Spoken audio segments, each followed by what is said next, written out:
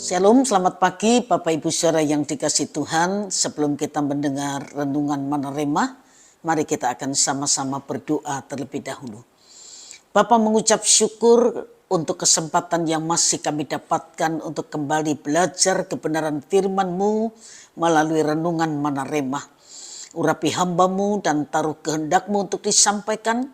Urapi kami umat-Mu yang mendengar, supaya baik yang mendengar maupun yang menyampaikan sama-sama mendapat berkat dari kebenaran firman Tuhan. Dalam nama Tuhan Yesus Kristus kami sudah berdoa. Haleluya. Amin. Bapak Ibu saudara sekalian, pagi ini kita akan belajar unta, binatang yang pantang disakiti. Roma pasal 12 ayatnya yang ke-19. Saudara-saudaraku yang kekasih, janganlah kamu sendiri menuntut pembalasan, tetapi berilah tempat kepada murka Allah.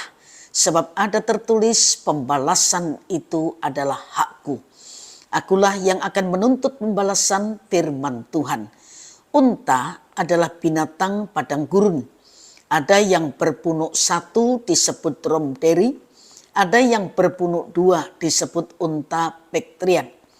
Dromedari banyak terdapat di semenanjung Arab di Timur Tengah, padang gurun Sahara di Afrika Utara dan di Australia.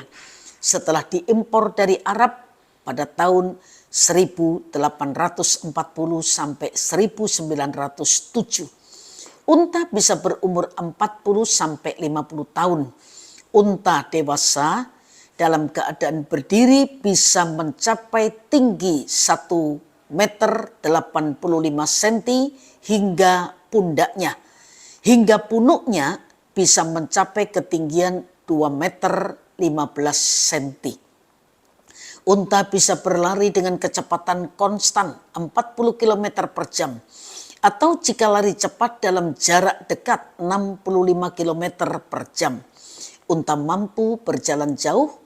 Unta bisa berjalan sejauh 128 sampai 193 km per hari dengan membawa seorang penunggang.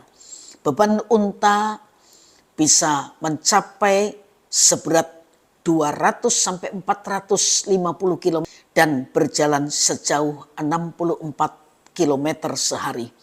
Unta yang berlari bisa membuat penunggangnya menjadi mabuk laut.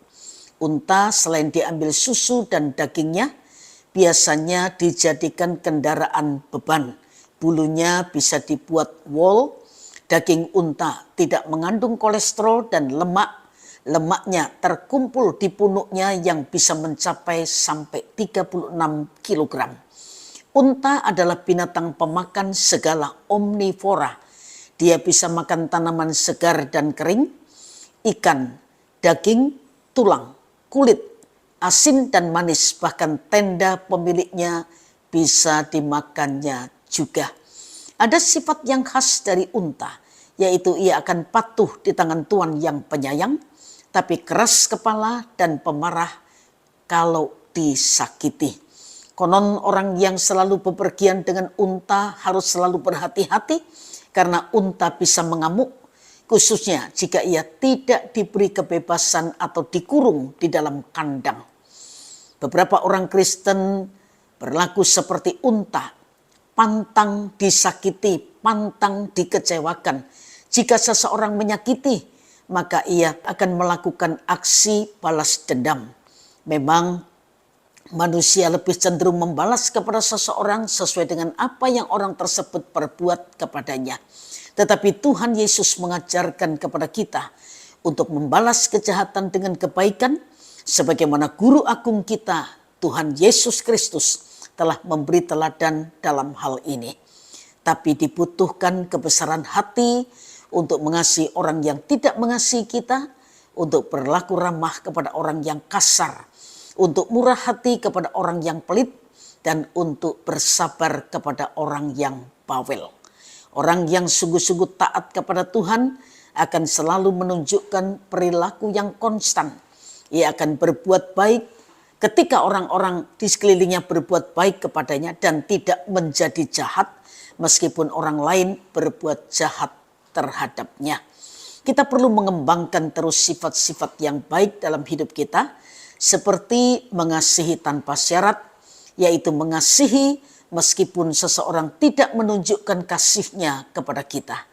Ketika kita belajar memahami keterbatasan dan ketidaksempurnaan sesama di dalam mengasihi, maka kita akan mampu mengasihi mereka yang tidak mengasihi kita.